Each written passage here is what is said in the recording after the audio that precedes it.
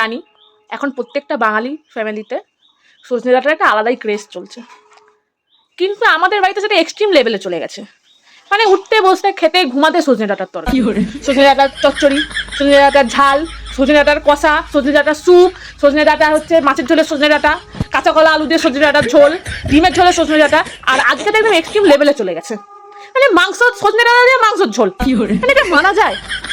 মানে আমি পাগল হয়ে, মানে আমি রীতিমতো পাগল হয়ে যাবো এটা দেখতে এইরকম চলতে থাকলে। বিগত 1 মাস ধরে আমাদের বাড়িতে সজনে ডাঁটার তরকারি চলছে রোজ, এমন কোনো দিন বাদ নেই যেদিন সজনে ডাঁটা হয়নি, রোজ প্রত্যেক দিন সজনে ডাঁটা। ইভেন আমার মা আমাকে সজনে ডাঁটা রিলস পাঠাচ্ছে, কিভাবে সজনে ডাঁটা খাচ্ছে রেস্টুরেন্টে গিয়ে কাঁটা চামচ দিয়ে চেঁচে চেঁচে খাচ্ছে, সেটা দেখাচ্ছে। সজনে ডাঁটা খেলে কত উপকার, সজনে ডাঁটা চিবালে দাঁতে জোর বাড়ে, আরো মানে হেন তেন যা ভিডিও আছে সজনে ডাঁটা সব ভিডিও পাঠাচ্ছে। মানে এগুলো আমার মা পায় কোথা থেকে? আমার মাকেই বা কে পাঠায় এই ভিডিওগুলো? সব মেনে নিলাম, মাছের ঝোলে সজনে ডাঁটা, ডিমের ঝোলে সজনে ডাঁটা সব মেনে নিলাম, তাই বলে মাংসের ঝোলে সজনে ডাঁটা? মানে এটা এটা কি মানা যায়? মানে কেউ আমাকে 1 সিসি বিষ এনে দাও, আমি খেয়ে মরে যাই। এই দিনটাই দেখার বাকি ছিল এবার আমার।